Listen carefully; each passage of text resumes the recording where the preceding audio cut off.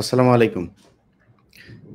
প্রিয় দর্শক, আপনারা জানেন আজকে রাত ১০ টায় আমাদের একটা লাইভ করার কথা ছিল। আগামীকাল বিডিআরের যেই হত্যাকাণ্ডের বিচার চলছে সেটার একটা জামিন আদেশ হবার কথা। যে আদেশটি গেল ১৩ তারিখে হওয়ার কথা ছিল। ১৩ তারিখে আগে এটার হওয়ার কথা ছিল গত মাসের ৭ তারিখে, যতটুকু আমার মনে আছে। ফেব্রুয়ারির সম্ভবত ৭ বা ১০ তারিখে। এরপরে সেটাকে ১ মাস সময় নেন বিচারক সাহেব। তো বিচারকদের নিয়ে তো আবার কিছু বলা যাবে না, এটা আবার আদালতের ব্যাপার-স্যাপার আছেন। কিন্তু আ সব বিচারকেরই আবার একদিন বিচার হবে। আমাদের বিডিআরের হত্যাকাণ্ড নিয়ে যে বিচার চলছে সেই বিচারের আ যদি মনে করেন যে কোথাও চাপ আছে, আমরা বিভিন্ন সময় বিভিন্ন জায়গার চাপের কথা শুনছি। সেই চাপ যদি অনুভব করেন, যদি থেকেই থাকে, সেটাও মানুষকে জানিয়ে দেন অথবা সরে যান। এখানে থেকে এতগুলো মানুষের জীবন নিয়ে খেলা করার আমার মনে হয় এই জিনিসটা ঠিক হবে না। আ আমাদের সাথে আছেন ব্রিগেডিয়ার জেনারেল হাসান নাসের এবং আ কর্নেল আ জগলুল আহসান। আ আমরা আজকে বিডিআরের হত্যাকাণ্ড নিয়ে যেই ঘটনা প্রবাহ চলছে সেটা আপনারা সবাই জানেন।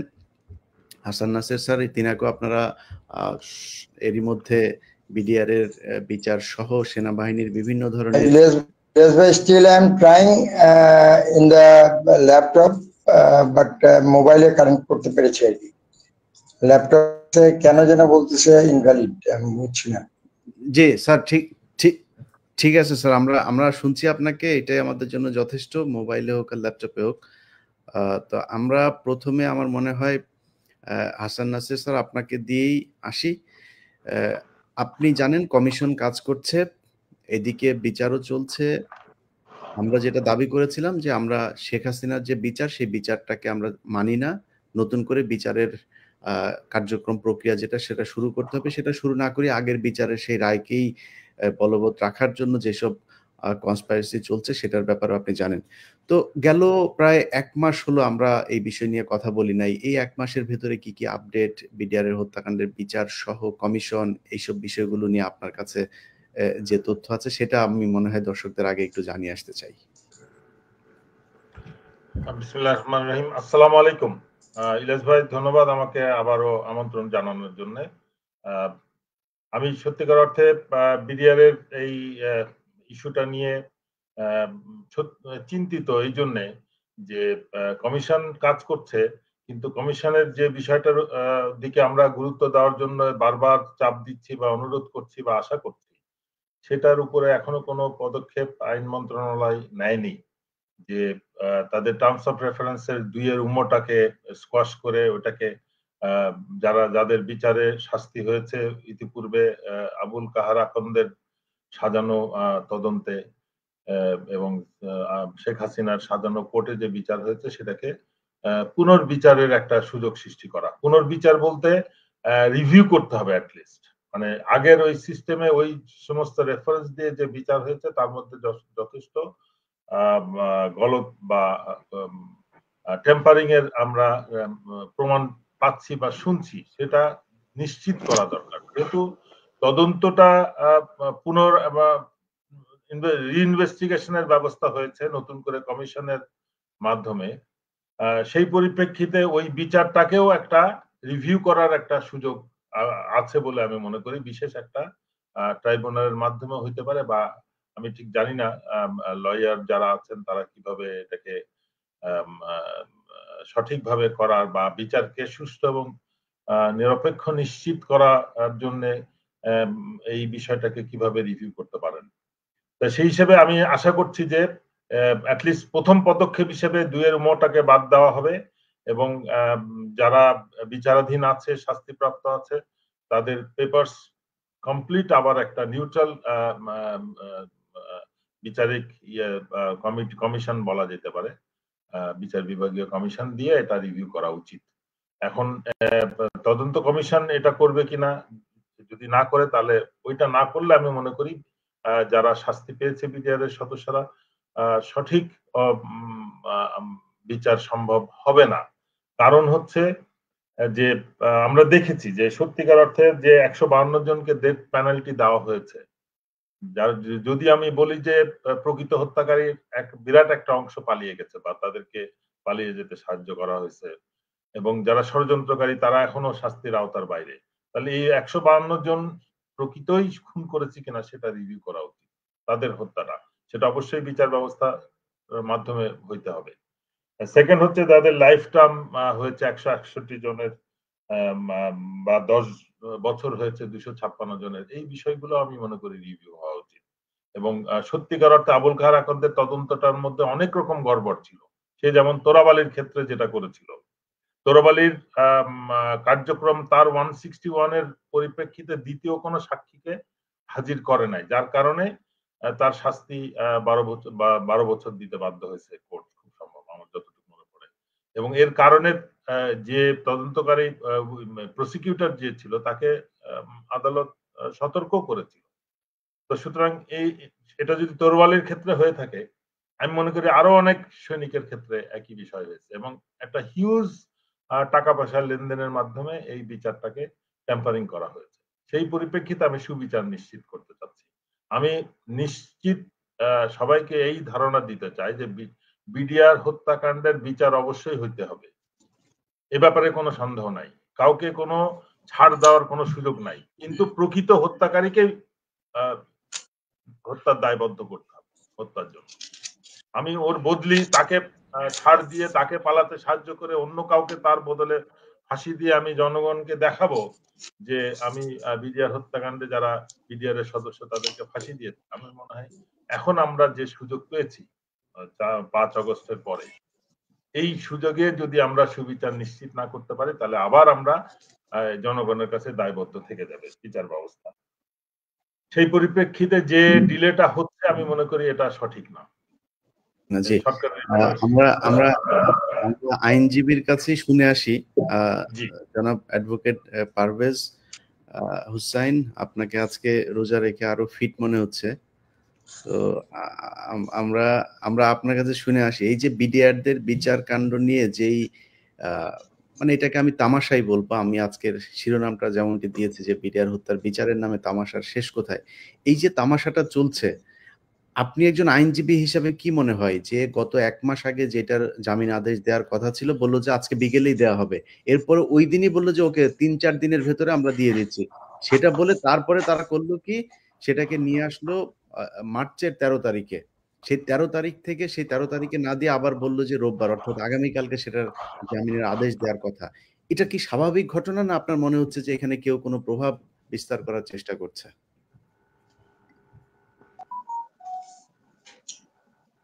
যে আসলে নামাজ শেষ করে জয়েন করতে একটু দেরি হয়ে গেল, এই জন্য সবার কাছে ক্ষমা চাচ্ছি। দুটো বিষয়, একটা হচ্ছে একেবারে স্বাভাবিক আমাদের যে আইনের ধারা, সেটি হচ্ছে এই যে আপনারা জানেন যে এই পরিবর্তিত পরিস্থিতিতে এক বা একাধিক ব্যক্তি আগ্রহী হয়ে মহামান্য হাইকোর্টে একটি রিট পিটিশন দায়ের করেন। রিটে তাদের যে প্রেয়ারটা ছিল, চাওয়াটা ছিল এই যে 2009 সালে 25-26 ফেব্রুয়ারি যে ঘটনা ঘটেছিল দুদক পিলখানায়, এই পিলখানা ঘটনায় প্রকৃত কোনো রহস্য উদ্ঘাটিত হয়নি যে কারা এই ঘটনার সাথে দীর্ঘ সময় ধরে, কারণ শুধু ডাল ভাত কর্মসূচির নামে যে বিষয়টিকে চালিয়ে দেওয়া হয়েছে, আসলে বিষয়টি যে তা ছিল না, গোটা জাতি তা জানত। এবং বিস্তারিত শুনানির পরে দুই পক্ষ গভর্নমেন্টকে শুনলেন, পিটিশনার পক্ষকে শুনলেন, মহামান্য হাইকোর্ট একটি আদেশ দিলেন যে আসলে প্রকৃত এই ঘটনার যারা কুশীলব, যারা এই ঘটনার পেছনে ছিলেন, যারা ষড়যন্ত্রকারী, যারা পরিকল্পনা বাস্তবায়নে মুখ্য ভূমিকা পালন করেছেন, এদের একটি বড় অংশ আইনের আওতায় আসেনি, যার কারণে নতুন করে তদন্ত করবার জন্য মহামান্য হাইকোর্ট একটি নির্দেশনা দিলেন। এবং সেই নির্দেশনার আলোকে গভর্নমেন্ট একটি তদন্ত কমিশন করেছে, যেটা আপনি জানেন। সঙ্গত কারণে যখন একটি বিষয়ের উপরে পুনঃ তদন্ত, অধিকতর তদন্ত, যে কোনো প্রক্রিয়ায় যখন তদন্ত শুরু হয়, তাহলে এটা দুটো বিষয় এখানে স্পষ্ট। একটি বিষয় হলো যে আগে যে তদন্ত হয়েছিল তার মানে সেই তদন্তটি পরিপূর্ণ ছিল না, সেই তদন্তটি একটি ভুল তদন্ত ছিল। এই বিষয়টি যেমন পরিষ্কার হয়, তেমনি ভাবে ওই তদন্তের ফলে যে রিপোর্ট আসলো, পুলিশ 173-তে যে রিপোর্ট পেশ করলো, চার্জশিট দিল, এবং সেই চার্জশিটের ভিত্তিতে যে রায় হলো, তার মানে এই সব ছিল ভুলে ভরা, এবং একটি বড় অংশকে এড়িয়ে এই রায়টি হলো। সঙ্গত কারণে আইনের দুনিয়াব্যাপী এটি হচ্ছে বিধান যে নূতন যে তদন্ত হচ্ছে, এই নূতন তদন্তের রিপোর্ট না আসা পর্যন্ত ওই ভুল তদন্তের মাধ্যমে, ওই ভুল রায়ের মাধ্যমে যারা কনভিক্টেড হয়েছেন তাদেরকে এই তদন্ত রিপোর্টটি না আসা পর্যন্ত ছেড়ে দেওয়া হবে। এটা হচ্ছে দুনিয়ার স্বতঃসিদ্ধ একটি প্রথা, একটি বিধান, গোটা দুনিয়াতে এটি চলমান। আমরা এই জায়গাটা এসে একটি অদ্ভুত বিষয় লক্ষ্য করলাম, সেটি হচ্ছে এই যে তদন্ত চলছে, একই সাথে বিচারও চলছে। এই বিচার ব্যবস্থাটা সঙ্গত কারণেই, যেহেতু এই বিচারটা চলছে কিসের ভিত্তিতে? ওই তদন্ত রিপোর্টের ভিত্তিতে। যেহেতু ওই তদন্ত রিপোর্টটি মহামান্য হাইকোর্টের কাছে গ্রহণযোগ্য হলো না এবং সরকারও বিশ্বাস করলেন যে আসলে ওই সময় প্রকৃত কোনো তদন্ত হয়নি, তাইলে সেই তদন্তের উপরে ভিত্তি করে নতুন কোনো বিচার চলবার কথা না। যেটা চলছে এটি একটি ভুল বিচার চলছে বলে আমরা মনে করি। দ্বিতীয় যে বিষয়টি আপনারা খুব খেয়াল করে দেখবেন, এই আবুল কাহার আখন্দের কথা একটু আগে মান্যবর একজন আলোচক বললেন যে তিনি যখন হত্যা মামলায় অভিযুক্ত করে 850 জন আসামির বিরুদ্ধে চার্জশিট দিলেন, তখন উনি একটি কথা বললেন, একেবারে স্পেসিফিক ভাবে বললেন তদন্ত রিপোর্টে, যে 17 জনের বিরুদ্ধে বিস্ফোরক আইনে অভিযোগ পাওয়া যাচ্ছে, ওই 17 জনের বিরুদ্ধে বিস্ফোরক আইনে আলাদা চার্জশিট দেওয়া হবে। তার মানে দীর্ঘ তদন্তের ফলে তার তথাকথিত সেই যে তদন্ত আবুল কাহার আখন্দের, সেখানে এটি পরিষ্কার হলো যে কেবলমাত্র 17 জন বিস্ফোরকে অভিযোগে অভিযুক্ত। কিন্তু আমরা কি দেখলাম?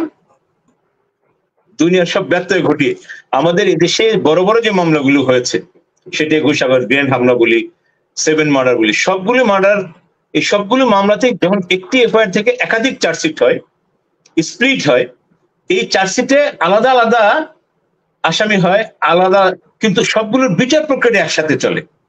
এক সাক্ষী যখন এক মামলায় সাক্ষ্য শেষ করলেন, পরবর্তীতে আবার শপথ নিয়ে ওই মামলায় উনি এইটাই বলেন যে আগে যে মামলায় যা সাক্ষ্য দিলাম একই সাক্ষ্য এখানে ইমপ্লিমেন্ট হবে।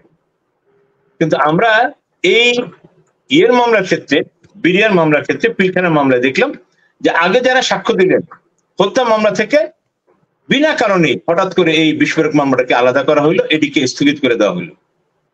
হত্যা মামলাটি পরিপূর্ণভাবে শেষ হইল। সেই শেষে একটি বড় অংশ খালাস পেলে আপনারা দেখবেন। এরপরে আপিল হইল, আপিলে একটি বড় অংশ, সব মিলে এই সংখ্যাটা হচ্ছে কম বেশি হতে পারে 278 জন। তাহলে ওই কথিত রায়ে, একটি ভুল রায়ের মাধ্যমে যারা মৃত্যুদণ্ড পেলেন তারা যেমন 17 বছর জেল খাটলেন, যারা যাবজ্জীবন পেলেন তারা যেমন জেল খাটলেন, যারা খালাস হইলেন তাদেরকেও খালাস হওয়া মানে কি, তাদেরকে ছেড়ে দেবে, ফ্রি করে দেবে। ওই 17 জনের বিরুদ্ধে বিস্ফোরক মামলা হওয়ার কথা ছিল, সেই মামলাটি হলো এই 857 জনের বিরুদ্ধে আবার বিস্ফোরক মামলাটি চালু করলো। তার মানে বিস্ফোরক মামলায় এরা হওয়ার, চার্জশিটভুক্ত হওয়ার কারণে এরা আর কেউ বেরোতে পারলো না। এটি হচ্ছে দ্বিতীয় তামাশা, দ্বিতীয় অবিচার এই বিডিআর সদস্যদের উপরে। সবশেষ যে অবস্থাটি আজকে আমাদের শ্রদ্ধাভাজন সঞ্চালক যে কথাটি বললেন যে বিচারের নামে কি হচ্ছে এখন, আমরা শুরুতেই বলেছি যে যেহেতু একটি তদন্ত চলছে, সঙ্গত কারণে এটা হতো ন্যায় সঙ্গত যে যদি আর কোনো বিচার প্রক্রিয়া ওই তদন্ত রিপোর্ট না আসা পর্যন্ত না হতো, এটা যদি স্থগিত থাকতো, এটা হচ্ছে সবচেয়ে বড় সুবিচার, ন্যায় বিচার। কিন্তু সেটা না করে 1100-র উপরে সাক্ষী হচ্ছে এই বিস্ফোরক মামলায়, সেখানে 287তম সাক্ষ্য গ্রহণ হয়েছে। সঙ্গত কারণে আমরা যে বিষয়টা সবচেয়ে ওরিড, কারণ একজন এই মামলার একজন আইনজীবী হিসেবে আমাদেরকে খুব সতর্ক করে কথা বলতে হচ্ছে, আমরা যে বিষয়টা নিয়ে সবচেয়ে ওরিড সেটা হলো এই কোর্টের জুরিসডিকশনে যেটুকু আছে সেটুকু সঠিকভাবে হচ্ছে কি হচ্ছে না, সেটা যেমন দেখবার বিষয় আছে, আমরা ওই ধারাবাহিকতা থেকে এখনো বের হয়ে আসতে পারছি কিনা সেটাও দেখবার বিষয় আছে। এই জন্য বললাম যে 178 জনকে খালাসপ্রাপ্ত, ওই এটা সবচেয়ে ভালো হতো, এটা যৌক্তিক হতো যে ওই 278 জন যারা খালাসপ্রাপ্ত ছিলেন ট্রায়াল কোর্ট থেকে এবং অ্যাজ ওয়েল এজ হাইকোর্ট থেকে, তাদের সবাইকে একটি অর্ডারে ফ্রি করে দেওয়া। সেটি ক্লারিক্যাল মিস্টেক বা অন্য যে কোনো কারণে, মিস্টেকের কারণে হয়নি। আমরা আশা করেছিলাম যে অন্তত এই তারিখে এই অবশিষ্ট 100 জন, এবং একই সাথে আরেকটি বিষয় খেয়াল করে দেখবেন, যাবজ্জীবন এবং মৃত্যুদণ্ড যেমন একটি সংখ্যা হয়েছে, এর পাশাপাশি একটি বড় অংশ যাদের কনভিকশন হচ্ছে নট মোর দেন 10 years, কেউ 7 years, কেউ 3 years, কেউ 1 year, ইভেন দো যাদেরকে বিস্ফোরক মামলা, বিস্ফোরক চার্জশিটে নতুন করে এনেছে, তারাও ওই রায় হওয়ার পর থেকে এই দীর্ঘ সময় ধরে হত্যা মামলা ছিলেন না এমন 6 জন ব্যক্তি আছেন যাদেরকে বিস্ফোরক মামলায় নিয়ে আসা হয়েছে, তারাও বিনা বিচারে এই দীর্ঘ সময় ধরে জেল কাটছে। তাহলে এটা হতো, বা এটা আমরা আশা করছি যে এই নিয়ে বিচারটা অন্তত এখন হবে এই পরিবর্তিত পরিস্থিতিতে, এবং তদন্ত চলমান অবস্থায় অন্তত এটুকুনো হবে যে 278 জনের মধ্যে, খালাসপ্রাপ্তের মধ্যে 128 জনকে ফ্রি করে দিয়েছে, বাকি 100 জন ফ্রি হবে, এটা আমরা আশা করছি। একই সাথে যাদের কনভিকশন 1 বছর, 3 বছর, 7 বছর বা 10 বছর, যেটা অলরেডি সার্ভ আউট হয়ে গেছে, যেটা খাটা হয়ে গেছে, যারা হত্যা মামলায় ছিলেনই না, বিস্ফোরক মামলায় আছেন, অন্তত আমরা আশা করছি আগামীকালকের আদেশে যাদের সার্ভ আউট হয়েছে এবং অবশিষ্ট খালাসপ্রাপ্ত যে 100 জন আছেন, এরা সবাই জামিন পাবেন। এখন প্রশ্ন হচ্ছে যে এরা জামিন পাচ্ছেন না কেন? এই বিষয়টি বলবার ক্ষমতা আমি রাখি না। এই বিষয়ে নিশ্চয়ই প্রাজ্ঞ দুজন আলোচক আছেন, তারা বলবেন।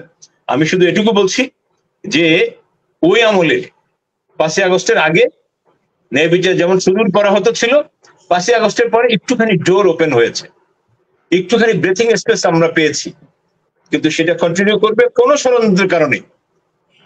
আমি আবার এই কথাটাকে রিপিট করছি, 17 জনকে অভিযুক্ত করে চার্জশিট হওয়ার কথা ছিল বিস্ফোরক মামলায়, সেখানে 857, সংখ্যাটা কম বেশি হতে পারে, এত জনকে অভিযুক্ত করেছে। কেন করেছে?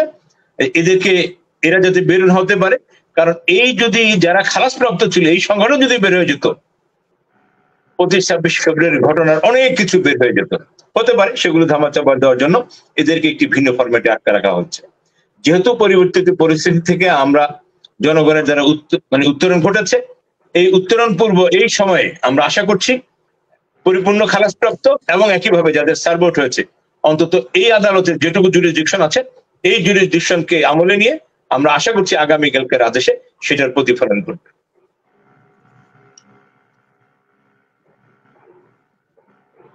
সরি, জনাব কর্নেল জগলুল আহসান, আপনার কাছে যাব। আশা করি আপনাকে আমরা এখন শুনতে পারব। জি, জগলুল আহসান শুনতে পাচ্ছেন? জি জি জি, শুনছি। Thank you. আমার মনে হয় জগলুল আহসানকে আজকে সংযুক্ত করা কিছুটা কঠিন হবে, তো আমরা একটু বলে রাখি যে আচ্ছা আচ্ছা, আপনাকে প্রশ্ন দিয়ে আপনাকে দিয়ে শুরু আমি সংযুক্ত হয়েছি, তো আপনি প্রশ্নটা করলে আমি উত্তর দিতে পারবো। প্রশ্নটা আমি সম্ভবত মিস করেছি। না, আপনাকে প্রশ্ন করাই হয়নি, কারণ আমি আপনাকে আসলে পাচ্ছি কিনা সেটাই বুঝতে পারছিলাম না। আপনি বোধহয় আমাদের কথা একটু পরে শুনছেন, আপনারটা আমরা একটু পরে শুনছি। যাই হোক, আমি বিডিআর হত্যাকাণ্ডের যে ঘটনা, এই ঘটনায় আপনি একজন ভুক্তভোগী, আপনাকে নানানভাবে হয়রানি করা হয়েছে। তো আপনার অভিজ্ঞতা কি? আমরা যেহেতু আজকে কথা বলছেন, তো আমি আপনার কাছ থেকে আপনার অভিজ্ঞতাটা বাংলাদেশের মানুষকে একটু জানাইতে চাই যে পিলখানার হত্যাকাণ্ডের পরপর আপনাদের সেনাবাহিনীর অফিসারদের উপরে কারা নানানভাবে হয়রানি নির্যাতন করেছে সেটা একটু বলবেন। কারণ আমরা দেখছি এখন বিচার করা হচ্ছে শুধুই বিডিআর জওয়ানদের, তারাই সবকিছু, সব পাপের সাথে তারাই জড়িত, আর কেউ কিছু করেন নাই। তাহলে আপনাদেরকে এই নির্যাতনগুলো কারা করেছিল এবং আপনার উপরে কি কি নির্যাতন হয়েছে সেটার একটু বর্ণনা শুনতে চাই স্যার। রাইট, ধন্যবাদ আপনার প্রশ্নের জন্য, এবং ধন্যবাদ আপনার এই শোর সকল দর্শককে। তো যে প্রশ্নটি করেছেন সেটি খুব গুরুত্বপূর্ণ, এবং সেটা সরাসরি আমার কিছু অভিজ্ঞতার সাথে রিলেটেড, সেটা আপনি জানেন। তো বিজিবির বা বিডিআর এর এই হত্যাকাণ্ডের যে রায় বা সাধারণ সৈনিকদের যে বিচার, সেটার ব্যাপারে আমি খুব বেশি ইন্টারেস্টেড না। অবশ্যই যারা খুন করেছে, যারা সরাসরি হত্যার সাথে জড়িত ছিল, তাদের শাস্তি হওয়া উচিত। বাট এই টোটাল গ্যামারটা যে প্ল্যান বা যে বিগার স্ট্র্যাটেজিক কন্ডিশন বা জিও স্ট্র্যাটেজিক ফ্যাক্টরের আন্ডারে হয়েছে, সে এবং সেই ফ্যাক্টরের সাথে আমাদের দেশীয় সেনাবাহিনী এবং রাজনৈতিক ক্ষেত্রে যারা জড়িত ছিল, তাদের বিচারটার ব্যাপারে আমি বেশি উৎসাহী। তারা হলে হয়তোবা আমি তাদের বিচারটা হলে হয়তোবা আমি অন্তর থেকে মনে করতাম যে we have got the justice. তো এই ব্যাপারটা বলতে গেলে প্রথমে আমি দুটো কথা বলবো যে কিভাবে হয়েছে ব্যাপারটা। আপনাকে নিও কলোনিয়ালিজম এবং ফোর্থ জেনারেশন ওয়ারফেয়ার, এই দুটো সম্পর্কে একটু আমাকে অ্যালাউ করতে হবে 2 মিনিট বক্তব্য দেওয়ার জন্য। আমার senior officer Hasan Aziz sir এবং আরেকজন রয়েছেন, তারা এই ব্যাপারে ভালো জানেন। তো আমি বলছি যে কলোনিয়ালিজম যুগে আপনি একটা দেশ থেকে যখন আপনার স্বার্থ বা আপনার উদ্দেশ্য আদায় করবেন, উদ্দেশ্য ইম্পোজ করবেন বা স্বার্থ আদায় করবেন, তখন রবার্ট ক্লাইভের মতো আপনি জাহাজে করে যে দখল করে নিতেন এবং সেই দেশের জনগণ মেনে নিত। বাট কলোনিয়ালিজম যখন ফল হয়ে গেল, তখন এই নিও কলোনিয়ালিজম আসলো। ধরেন যে আমাদের পার্শ্ববর্তী একটি শক্তিশালী দেশ, সে যদি মনে করে যে আমার দেশকে সে তার উইলটা আমার দেশের উপর ইম্পোজ করবে বা এখান থেকে তার যত স্বার্থ আছে সেগুলো আদায় করে নিয়ে যাবে, তাহলে কিন্তু সে আগের মতো এসে সরাসরি ঢুকে যেতে পারবে না। তাকে একটা সিচুয়েশন ক্রিয়েট করতে হবে। সিচুয়েশন ক্রিয়েট করে তাকে দেখাতে হবে যে আমি এই কারণে সেখানে গিয়েছি। যেমন অনেক সময় ওই ইরাকে ঢুকেছিল যে ওপেন অফ মাস ডিস্ট্রাকশন, এবং আফগানিস্তানে ঢুকা হয়েছিল যে টেরোরিজম মানে ইয়ে করার জন্য, আপনি নির্মূল করার জন্য। এই ধরনের একটা রিজন দেখাতে হবে। তো এখানে যেটা ছিল উদ্দেশ্য, শেখ হাসিনাকে বা আওয়ামী লীগ সরকারকে এখানে 30 বছর বা 40 বছর আপনার ক্ষমতায় রাখতে হবে, তাদের জিও স্ট্র্যাটেজিক যে উদ্দেশ্যগুলো আছে, যে স্বার্থগুলো আছে, সেই স্বার্থগুলো আদায়ের জন্য। তো এখানে একটা সিচুয়েশন ক্রিয়েট করতে হবে। সিচুয়েশন ক্রিয়েট করার জন্য যে পদ্ধতি ফলো করা হয় সেটাকে বলা হয় আধুনিক যুগে, সেটাকে বলা হয় 4th জেনারেশন ওয়ারফেয়ার। একটু বলছি, প্রথম জেনারেশন ওয়ারফেয়ার ছিল ওই বল্লম আর মেকানিক্যাল ফোর্স যেগুলো ছিল, বল্লম, তীর, ধনুক, এগুলো নিয়ে। দ্বিতীয় বিশ্বযুদ্ধ জেনারেশন ওয়ারফেয়ার ছিল আপনার কেমিক্যাল গান পাউডার আবিষ্কারের ফলে ট্রেঞ্চ ওয়ারফেয়ার শুরু হলো যখন। এবং থার্ড জেনারেশন ওয়ারফেয়ার ছিল আপনার মোবাইল ওয়ারফেয়ার, ট্যাঙ্ক, এয়ারল্যান্ড ব্যাটারি, এগুলো, যেটা দ্বিতীয় বিশ্বযুদ্ধের পরে নিউক্লিয়ার অ্যাটাকের পরে শেষ হয়েছে। এরপরে হলো কোল্ড ওয়ার। কোল্ড ওয়ারে দেখেন ইউএসএ এবং রাশিয়ার মধ্যে US army and Russian army কিন্তু ফাইট করেনি, ফাইট করেছে কেজিবি এবং সিআই। কিভাবে রাশিয়াকে ব্রেক করেছে? রাশিয়ার ভিতরে যে ইন্টারনাল অসন্তোষ ছিল সেটাকে পেরেস্ট্রোইকা এন্ড গ্লাসনোস্ট নামে একটা মতবাদ ঢুকিয়ে দিয়ে তাদের যে মুক্তবাজার অর্থনীতির প্রতি তাদের জনগণের যে একটা আকর্ষণ ছিল সেগুলোকে উস্কে দিয়ে ইন্টারনালি ব্রেক করে দেওয়া। সো এই জেনারেশনের ওয়ারফেয়ারটা ইন্ডিয়া গত 16 বছর আমাদের উপরে চালিয়েছে ওই সিচুয়েশনে নিয়ে যাওয়ার জন্য, যাতে তারা এখানে ভেতরে তাদের সোলজার বা তাদের ডিভিশনকে ঢুকাতে পারে। এখন এটা কিভাবে করতে চেয়েছে? শেখ হাসিনা সরকারকে 40 বছর যদি আপনি রাখতে চান, তাহলে আপনি সব এলিমেন্টস অফ ন্যাশনাল পাওয়ারকে ধ্বংস করতে হবে। That is the tactics of the 4th generation warfare. এটাতে soldier and soldier, army and army fight করে না, ফাইট করে ইন্টেলিজেন্স, এবং ইন্টেলিজেন্স সেটাই করেছে এখানে। দেখেন পলিটিক্সকে ধ্বংস করা হয়েছে। আপনি প্রধান বিরোধী দলের আমাদের মাননীয় নেত্রীকে আপনি জেলে এবং তারেক জিয়া সাহেবকে বিদেশে পাঠিয়ে দেওয়া হয়েছে। জামাতকে ধ্বংস করতে হবে, জামাতের লিডারশিপকে ফাঁসি দিয়ে দেওয়া হয়েছে।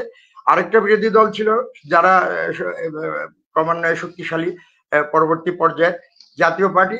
তো এরশাদ সাহেবকে যদি আওয়ামী সরকারের পক্ষে থাকে তাহলে এনভয়, আর না থাকলে ওই আপনার মঞ্জুর হত্যা মামলাকে উস্কে দেওয়া। তো এইভাবে প্রধান বিরোধী দলগুলোকে নিয়ন্ত্রণে নিয়ে বাকিগুলোকে রাখা হয়েছে যাতে পার্লামেন্টে একটা বিরোধী দল দাঁড় করা যায়। Politics destroy. এরপরে আসেন আর্মি। আর্মিকে ডিস্ট্রয় করতে হবে। This is one of the strongest element of national power. So প্রথম পর্যায়ে এই বিজিবির 57 জন অফিসারকে মেরে একটা শক অ্যান্ড অ ইফেক্ট দেওয়া। তারপরে আসছে আপনি ওই 5 জন ক্যাপ্টেন, যাদেরকে আপনি বোমাবাস্ট এবং বিভিন্ন জনকে আয়না ঘরে গুম খুম করে এগুলো করে নিয়ন্ত্রণে রাখা, একটা ফিয়ার ঢুকিয়ে দেওয়া। এবং লাস্ট এলিমেন্টটা ছিল হচ্ছে আমাদের আমি সহ 64 জন অফিসারকে একটা পরিকল্পিত মিথ্যা কু সাজিয়ে এদেরকে বিভিন্ন মেয়াদে পানিশমেন্ট দেওয়া। যেমন আমাকে 1 বছরের সিনিয়রিটি নিয়ে নেওয়া হয়েছিল, রিপ্রিমান্ড করা হয়েছিল। সাইদ ইরশাদ স্যার আছেন, আমার কোর্সমেট স্যারর আছেন, এরকম 64 জন অফিসার আছেন যারা কোনোদিনও রয়ের আধিপত্য আমরা মেনে নিতাম না। ইন্ডিয়ার আধিপত্য বাংলাদেশ আর্মিতে থাকবে কেন সেটা আমরা মেনে নিতাম না। আমাকে কোর্ট মার্শাল এই কোশ্চেনে জিজ্ঞেস করা হয়েছিল যে আপনার ইন্ডিয়ার উপরে এত রাগ কেন, বা ইন্ডিয়ান আর্মির উপরে এত রাগ কেন? তো যেটা বললাম যে আমাদের মোটো ছিল we will not do politics and will not allow the politician to do politics in the army. এইটাই ছিল আমাদের স্ট্যান্ড। আমরা যদি এই স্ট্যান্ড নিয়ে থাকতাম তাহলে হয়তো শেখ হাসিনাকে 30 বছর বা 40 বছর ক্ষমতা রাখা বা 16 বছর যেটা রেখেছে সেটা হয়তো আরো ডিফিকাল্ট হতো। এই জন্য 3টা ধাপে, প্রথমে বিডিআর কিলিং, তারপরে আরো কিছু অফিসারকে বিভিন্নভাবে বোমা হামলা গুনগুন করে করা, এবং লাস্টে একটা কু সাজিয়ে 64 জন অফিসার, একটা কু করতে 64 জন অফিসার লাগে না, আমার সিনিয়র অফিসার এখানে আছেন, তারা হয়তো আমার সাথে একমত হবেন। কেন এই 64 জন অফিসার? যারা বিভিন্ন ফর্মে প্রতিবাদ করেছিল। আমি, Sayeed Irshad sir, major Rakib and major Zakir, আমরা 4 জন 26শে ফেব্রুয়ারি সাভার থেকে পিলখানায় মুভ করতে চেয়েছিলাম। Intention is very clear. আমরা বঙ্গভবনে মুভ করতে যাইনি, পিলখানায় মুভ করতে যাচ্ছি। আমাকে কুর সাথে জড়াতে পারে না এই ঘটনার কারণে, এই জন্য একটা কু সাজাতে হয়েছে, যেটা মেজর জিয়াকে দিয়ে। আমি মেজর জিয়ার স্পিরিটকে রেসপেক্ট করি, বাট সে কি এটা বুঝতে পেরেছিল না ট্র্যাপড হয়েছিল? ওই মিস্টার ইশতাক যিনি প্রেসিডেন্ট হতে চেয়েছিলেন তার সাথে আমার 10 মিনিট তর্কাতর্কি হয়েছিল। উনার ওখান থেকে বের হয়ে আমার সিভিল ফ্রেন্ড সাথে ছিল, তাকে আমি বলেছিলাম he is a spyware of. আমি আপনাকে প্রমাণ করে দেবো এরপরে যে সে রয়ের এজেন্ট হিসাবেই এই এতজন 4-5 জন রিটায়ার্ড অফিসারকে নিয়ে একটা কু সাজিয়ে আমাদেরকে শুধু টাচ করেছে। যেমন আমার আর সাইদ ইরশাদ স্যারের কাছে চিটাগাঙ্গে বিমানের টিকিট নিয়ে আসছিল, কারণ আমরা দুজন খুব ইম্পর্টেন্ট টার্গেট ছিলাম সে কারণে হয়তো। তো যেটা হয়েছে যে এইভাবে কু সাজে আমাদেরকে এবং এরপরে কিন্তু আর কোনো অর্গানাইজড বা কোনো বলিষ্ঠ প্রতিবাদ আর্মি থেকে হয়নি। এইভাবে আর্মিকে নিউট্রালাইজ করা হয়েছে। ইকোনমি, এডুকেশন ওগুলা বাদ দিলাম। সো একটা দেশের অল এলিমেন্টস অফ ন্যাশনাল পাওয়ার যখন আপনি ডিস্ট্রয় করে দিবেন as a part of the 4th generation warfare, তখন সেখানে আপনি যা চাইবেন তাই করতে পারবেন। তারা তাই করেছে। শেখ হাসিনাকে 16 বছরে ক্ষমতায় রেখেছে, নির্বাচন ব্যবস্থা ধ্বংস করেছে, তাদের ট্রানজিট বলেন, তাদের যে সমস্ত সুবিধা এখানে পাওয়ার দরকার ছিল সবগুলো নিয়ে গিয়েছে। এবং 30 বছর যদি রাখতে পারতো তাহলে তো ওই তাদের একটা ডিভিশন বা তাদের একটা সেনাবাহিনীর একটা অংশ এখানে অবস্থান নিত, অথবা আলটিমেটলি তারা সিকিমের যে অবস্থা করেছিল সেই প্ল্যানের দিকে যাচ্ছিল। সো এই যে সেনাবাহিনীতে বিজিবি হত্যা কিলিং এর মধ্যে বিজিবি কিলিংটা হচ্ছে এই bigger part of A game. তো এইখানে সাধারণ বিজিবি সোলজাররা যারা ডাইরেক্ট ফায়ার করেছে বা কিল করেছে অবশ্যই তারা অপরাধী, বাট যারা বিভিন্ন চক্রান্ত যাদের দেখানো হচ্ছে বিভিন্ন মেয়াদে এরা চক্রান্তের সাথে জড়িত, আসল চক্রান্তে যারা জড়িত তারা কোথায়? তাদের বিচার হওয়া উচিত। এবং একটা আশ্চর্যজনক ব্যাপার দেখেন, আমি যেদিন কোর্ট মার্শাল ডাকা হয়, যেদিন যাই, জেনারেল মইনুল এবং জেনারেল মাসুদ রাজ্জাক স্যার সেখানে ছিলেন। তো আমি দেখলাম যে তারা সংবাদ সম্মেলন করছেন যে মৌলবাদী অফিসারদের পরিকল্পনায় একটি অভ্যুত্থানকে তারা নস্যাৎ করে দিয়েছে। তো আমি স্যারকে বললাম যে স্যার, এম আই মৌলবাদী? আমার লাইফ স্টাইল এবং কোনোদিন who will believe in the army যে আমি মৌলবাদী? আপনারা এইভাবে আমাকে এখানে নিয়ে আসছেন। তো যাই হোক, সেটা দুঃখের কথা। উনি বললেন যে তুমি পালাও নাই, আমি খুব খুশি হয়েছি। আমি বললাম আমি পালাবো কেন স্যার? তো হোল নেশন জানে এখন যে জেনারেল মইনুল স্যার, আমি তার জন্য দোয়া করি, তার ভালো হোক, উনি পালাতে যে ধরা গিয়েছেন। This is the revenge of the nature. তো যে কথাটা বলবো আর কি, যে বিজিবির এই ঘটনার সাধারণ সৈনিকদের বিচারের চেয়ে যারা এই প্ল্যান করেছে আমাদের দেশের সেনাবাহিনীকে ধ্বংস করতে চেয়েছে, আমাদের দেশের স্বাধীনতা সার্বভৌমত্ব, যারা ইন্ডিয়ান র এর পরিকল্পনার সাপেক্ষে পরিকল্পনার সহযোগী হয়ে যারা এই জিনিসগুলো করেছে, তাদের বিচার হওয়া উচিত। তাদের বিচারটা ওই সাধারণ সৈনিকদের চেয়ে বিচার হওয়াটা খুবই জরুরি।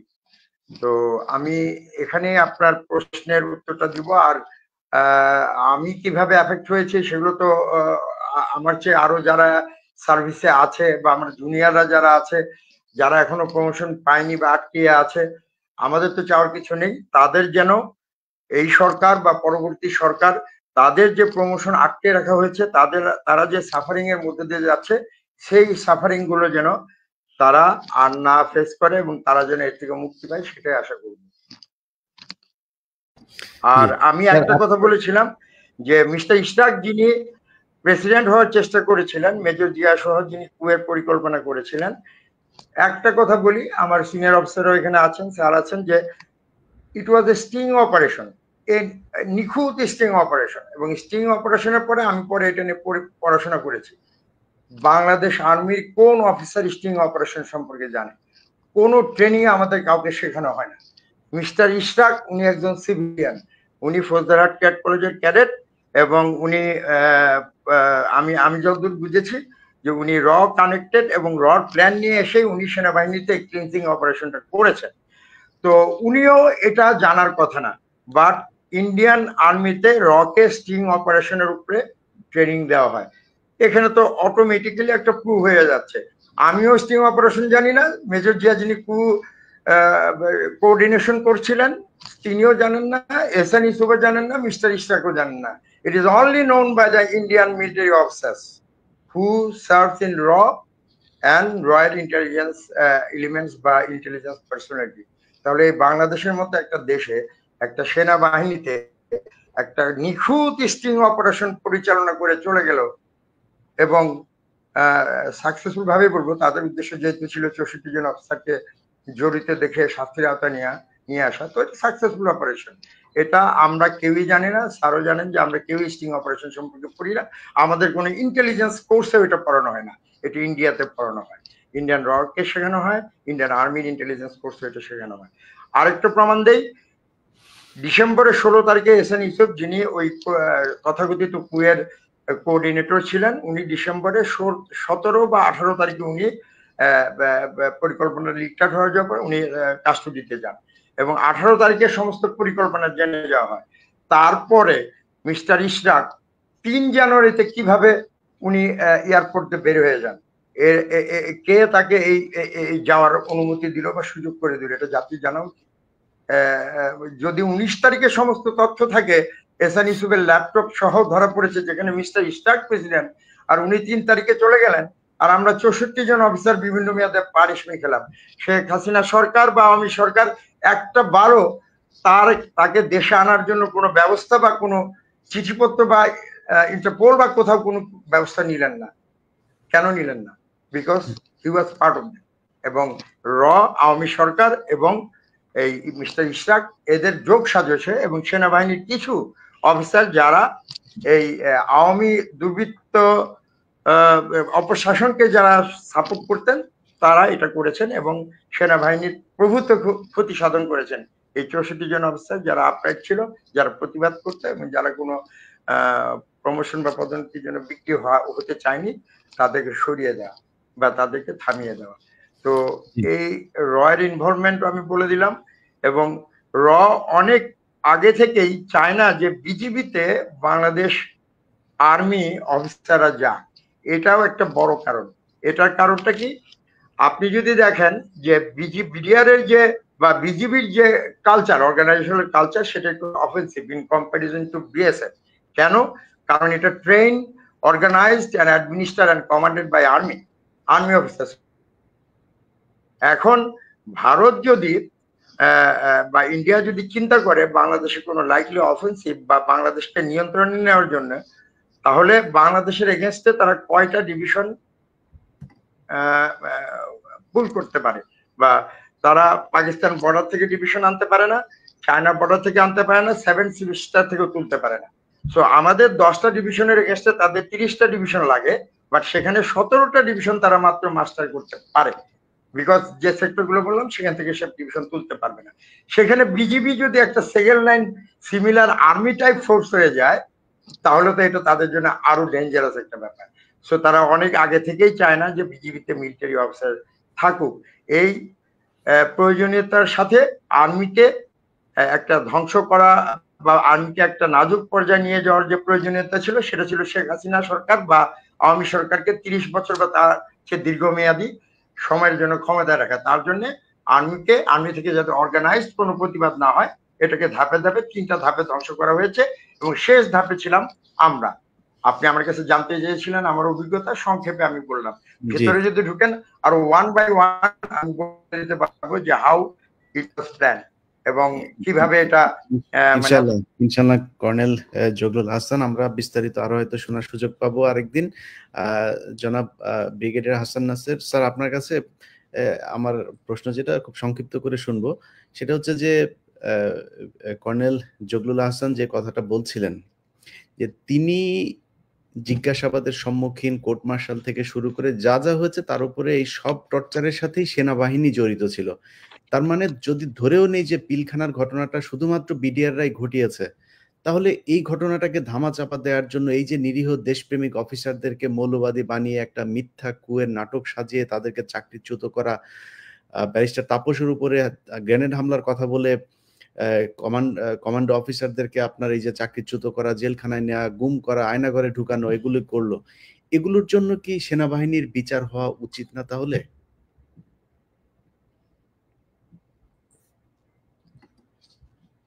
স্যার আপনার আপনার আনমিউট করতে হবে।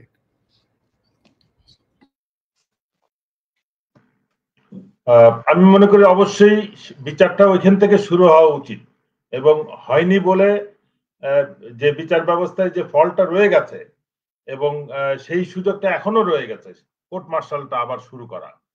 কোর্ট মার্শাল একটা জানাতনা হলে আরেকবার করাটা হয়তো একটা প্রশ্নবিদ্ধ থাকতো। যেহেতু এই বিষয়টা টোটালি ওভারলুক করা হয়েছে, এখন এই সেনা অফিসারদের সম্পৃক্ততাটা তদন্তের আওতায় এনে বিচার করা উচিত, প্রথম বিষয়।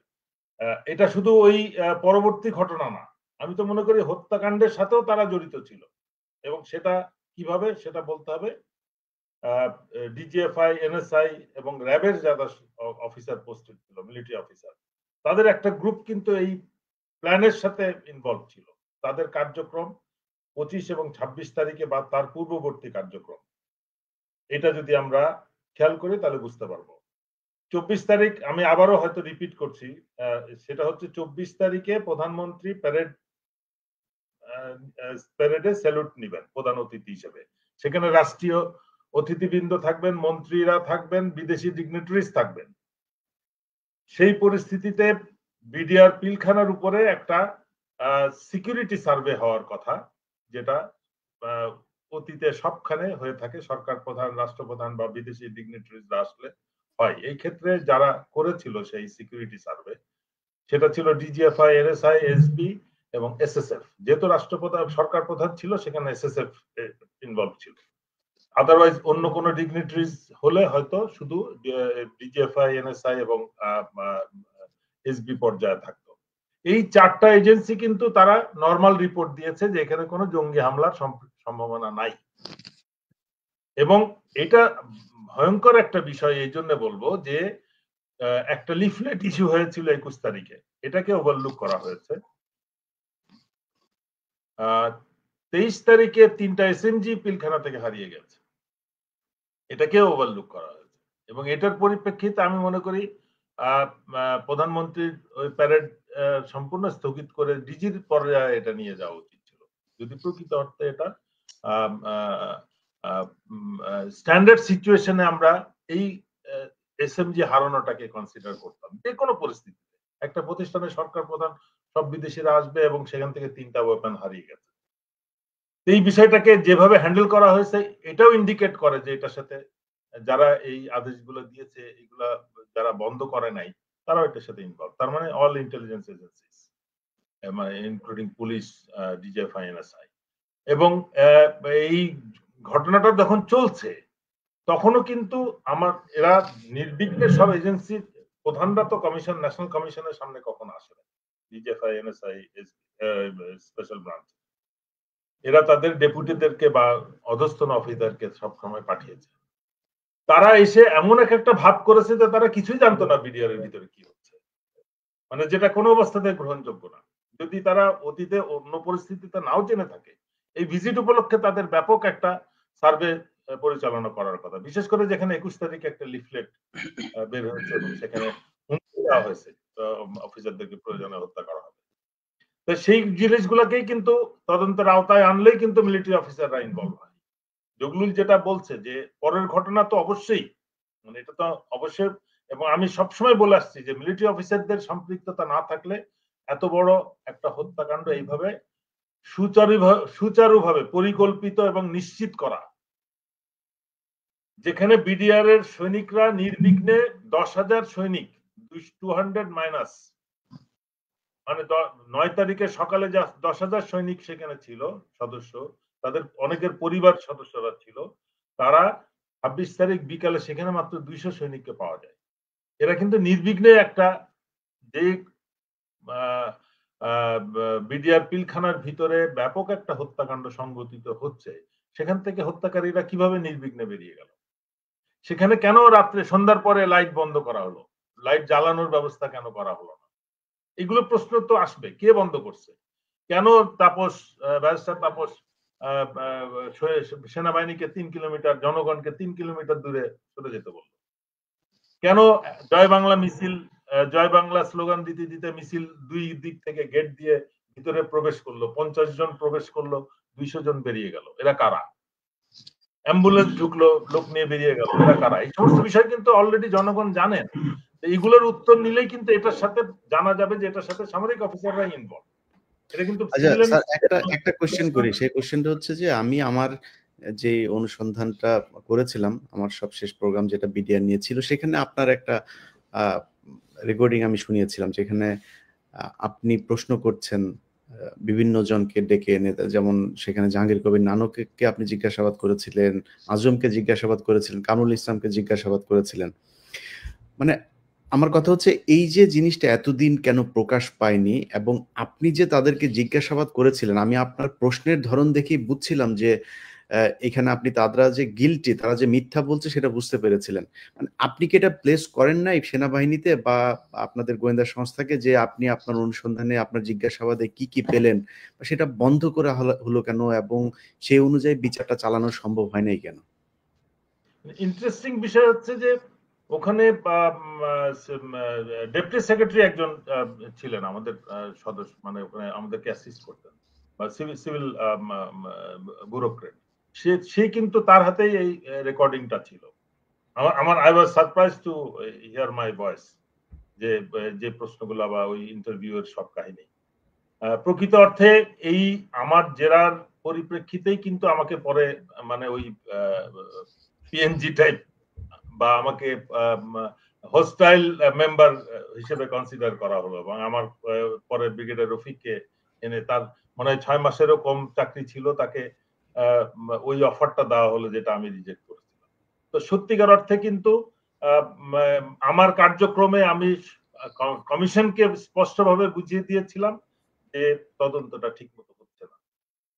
আর একটা ঘটনা আমি বলতে পারি, আবুল কাহার আকান্তকে কমিশন যখন ডাকে, আবুল কাহার আকান্ত প্রায় আধা ঘন্টা ধরে, আমরা সবাই কমিশনে বসা, এবং সে এসে আধা ঘন্টা ধরে মানে তার বক্তব্য দিতে থাকে বিভিন্ন ভাবে, মানে হাইপোথেটিক্যাল কথাবার্তা সে কমিশনকে বলে, এবং আমি অবাক হয়ে দেখি যে কমিশনের সদস্যরা মানে একেবারে খুব মনোযোগের সাথে তার কথা শুনছে, কিন্তু সে কিন্তু কমিশনকে কোনো তথ্যই দিচ্ছে না।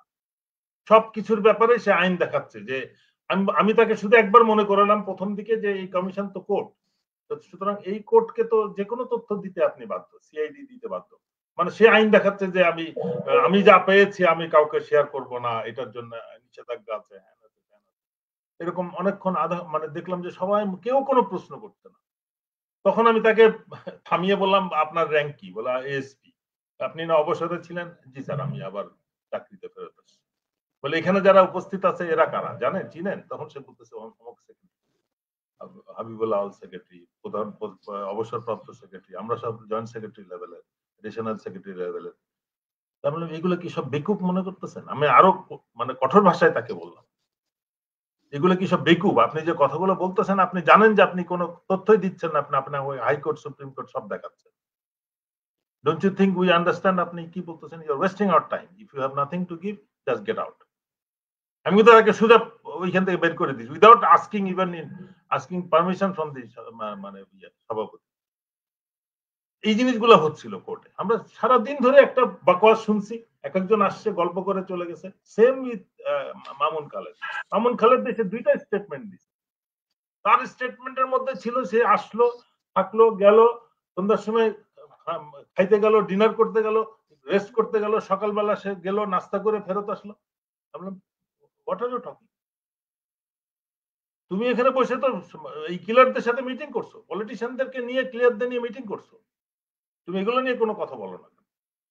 ডিজির তো কোনো খবরই নাই, ডিজিএফআই সেখানে ছিলই না। যেখানে তাদের এগিয়ে আসার কথা, হেল্প করার কথা, তার কলিগ, ডিজির কলিগকে হত্যা করা হয়েছে, তার 2 জন কোর্স ব্যাচমেটকে হত্যা করা হয়েছে সেই সাথে আরো 56 জনকে হত্যা করা হয়েছে, তার পরিবারকে হত্যা করা হয়েছে নৃশংসভাবে।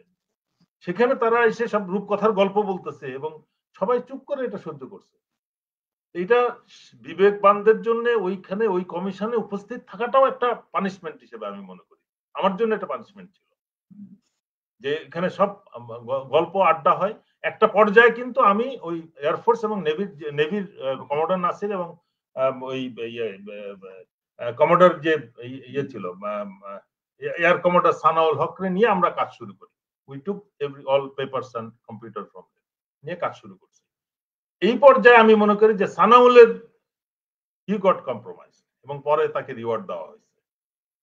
মানে আমরা যে কাজগুলো করতেছিলাম এই কাজগুলো সানাউল মানে জানিয়ে দেয়, তার পরিপ্রেক্ষিতে ব্রিগেডের রফিক আসে কমিটিতে, আমাকে নিষ্ক্রিয় করে দেয় এবং he got reward, he became air vice marshal, civil এভিয়েশনের চেয়ারম্যান দীর্ঘদিন, spend all good time and retired, enjoying his retired life.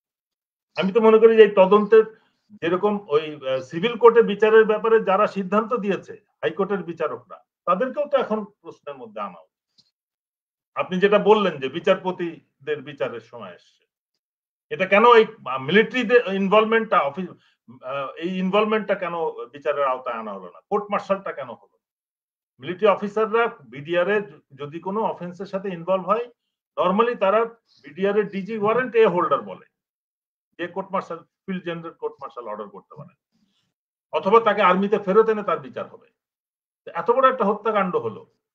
Battalion 44 rifle battalion, 44 rifle battalion এই বিদ্রোহের সাথে জড়িত ছিল। তার সিও, তার অফিসাররা নির্বিঘ্নে ভিতরে থাকলো। ইন্টারেস্টিং, শামসকে দুইবার স্টেটমেন্ট দিতে হয়, মামুন খালেদকে দুইবার স্টেটমেন্ট দিতে হয়েছে এবং সে এমন এমন গল্প, সেও ওই রূপকথার গল্প কমিশনকে বলছে। মানে সে বেরিয়ে এসে ডিজি যদি বলে সিও তোমরা ব্যাটালিয়নে যাও, ট্রুপসদেরকে ফেরত আনো, এনায়েত যে ওখানে মারা পড়লো, শামস কেন গেল না? শামস যে রাস্তার মধ্যে দেখা গেল সে 3টা জেসিওর সাথে কথা বলতেছে, সে ওখানে বসে বেশ কিছুক্ষণ আলাপ সালাপ করে সে একটা বাসার মধ্যে। জি স্যার, এই ঘটনাগুলো আমরা এরই মধ্যে জানি। জনাব অ্যাডভোকেট পারভেজ হোসেন স্যার, আপনাকে দিয়ে আমরা শেষ করব। যে আপনি কি বলছেন আমার মনে হয় আপনি বলেন। আপনি আনমিউট করতে হবে স্যার। জগলুল হাসান স্যার এবং হাসান নাসির স্যার খুব ভালো করে বলেছেন। স্যার আমি বিশেষ করে আপনাদের দুজনকে দুটো বিষয় একটু ভূমিকা রাখবার একটা সুযোগ আছে বলে নিবেদন করছি। প্রথম কথা হচ্ছে যে আপনাদের দুজনের আলোচনা একেবারেই পরিষ্কার যে এটি একটি পরিকল্পিত হত্যাকাণ্ড ছিল। এটি আসলে বিডিআর মিউনিটি ছিল না। আমরা যে মিটিংয়ের কথা বলি সেটা না, এটা একটি পরিকল্পিত হত্যাকাণ্ড ছিল। 56 জন সামরিক অফিসার এবং শাকিল সাহেবের ওয়াইফকে ধরলে 57 জন। এদেরকে যদিও এখানে টোটাল হত্যাযোগ্যের সংখ্যা হচ্ছে 74, এটা আপনারা জানেন। তো বলছিলাম যে ষড়যন্ত্রের অংশের কথা বলেছিলেন আপনি। দেখেন দুটো বিষয় এখনো কন্টিনিউ করছে, যেটা আমার কাছে খুবই খারাপ লাগে এবং এই বিষয়গুলো আপনাদের মাধ্যমে আপনাদের ভূমিকা রাখবার সুযোগ আছে বলে আমি মনে করি। নাম্বার 1 হচ্ছে আপনি যখন যে বাহিনী থেকে আপনি যখন বিডিআর আসেন না কেন, আপনি বিডিআর এর ড্রেস পরছেন, বিডিআর হিসেবে আপনি ভূমিকা রাখছেন, ওখানে বেতন নিচ্ছেন, রেশন নিচ্ছেন, সব সুবিধা নিচ্ছেন।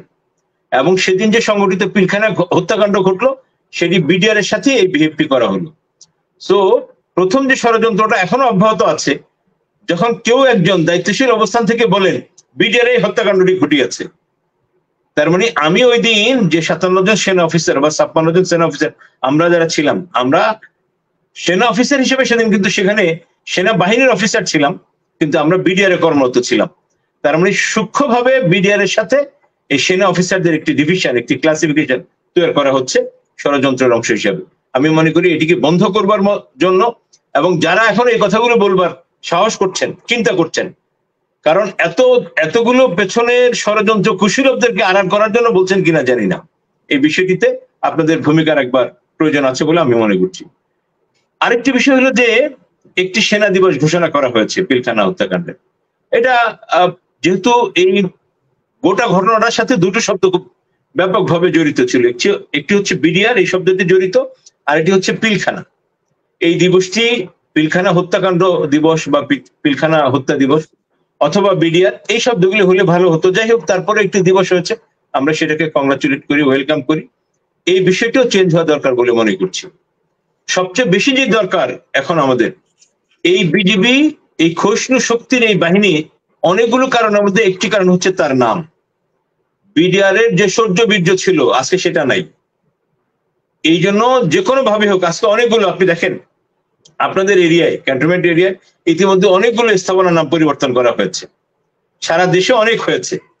সো এটা খুব ত্বরিত হওয়া দরকার, এখনই হওয়া দরকার যে বিজেপির নামটা ফিরে গিয়ে বিডিআর থাকবে, এবং বিডিআর থাকলে এই গোটা দেশ জাতি মনে করে শৌর্য বীর্য ফিরে আসবে।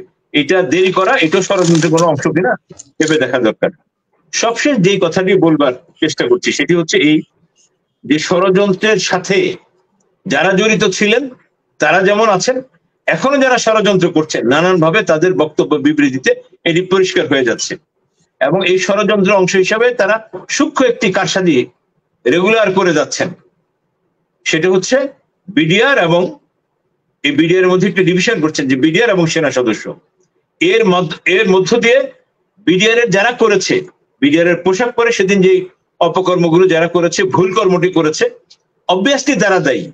আমরা এই কথাটা বারবারই যেন বলার চেষ্টা করছি যে নতুন যে তদন্ত হচ্ছে সেই তদন্তের আওতায় যারা যারা আসবেন, যে যেখানে আছেন যারা আসবেন, তারা আবার বিচারের সম্মুখীন হবে।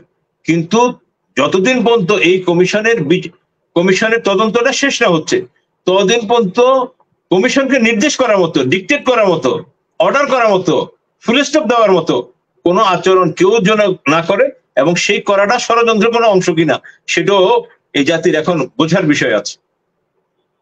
একটি চলমান তদন্তকে ভিন্ন খাতে প্রভাবিত করা হচ্ছে কিনা, বা আগে যেভাবে যারা এই কাজগুলি করেছিলেন, এটা তো অবশ্যই ঠিক যে বিডিআর এর বিপদগামী কিছু সেনা সদস্য এটা এক্সিকিউট করেছেন, কিন্তু কারা প্ল্যান করেছেন, কারা এই অস্ত্রের যোগানগুলি দিয়েছেন, কারা এই যারা অপকর্ম করেছে তাদের একটি অংশকে একটি ফ্রি এক্সিট দিয়েছেন, এই সবগুলো তদন্তে বের হয়ে আসবে এটা আমরা মনে করছি। সেই তদন্তকে প্রভাবিত করার জন্য নানানজন নানানভাবে কথা বলছেন, সেটা ষড়যন্ত্রের কোনো পার্ট কিনা এটা এখন ভেবে দেখার বিষয়, এবং এ ব্যাপারে আপনাদের ভূমিকা রাখার সুযোগ আছে। আমরা সবশেষ যে কথাটি বলতে চাচ্ছি খুব বিনয়ের সাথে একজন সাধারণ নাগরিক হিসাবে, কোনোভাবেই বিডিআর এর হত্যাকাণ্ডে এই চলমান তদন্তের জন্য কেউ প্রভাব ফেলতে না পারে। প্রকৃত অর্থেই যেন সত্যটা বের হয়ে আসে, প্রকৃত অর্থেই যারা অপরাধী তারা যেন আইনের আওতায় আসে, এবং বিডিআর এর যে শৌর্য বীর্য শক্তি ছিল সেই শক্তিতে ফিরিয়ে যাওয়ার জন্য, সেই শক্তির যে অবস্থানটা ছিল সেই অবস্থানে ফিরে যাওয়ার জন্য সেটা এখনই করা যায় কিনা সেটা মনে হয় সিদ্ধান্ত নেওয়ার সময় এসেছে। বলছি যে এই বিষয়গুলো ভেবে আপনাদের যার যেখানে যেভাবে সুযোগ রাখা, ভূমিকা রাখার সুযোগ আছে সেই ভূমিকা রেখে বিজেপি থেকে বিডিআর এর নাম ফিরিয়ে আনা, এবং তদন্ত শেষ না হওয়া পর্যন্ত তদন্তের বিষয়ে কোন প্রকার নির্দেশনা দেওয়া অথবা সেমিক্লোন, ক্লোন, কমা, ফুল স্টপ দেওয়া, এগুলো করে তদন্তকে ভিন্ন খাতে প্রভাবিত করার চেষ্টা যাতে কেউ না করে সেই দিকটায় গোটা জাতির সাথে আপনাদেরও সজাগ দৃষ্টি রাখবার জন্য বিনীত অনুরোধ করছি। কর্নেল জগলুল আহসান স্যার কিছু বলতে চান?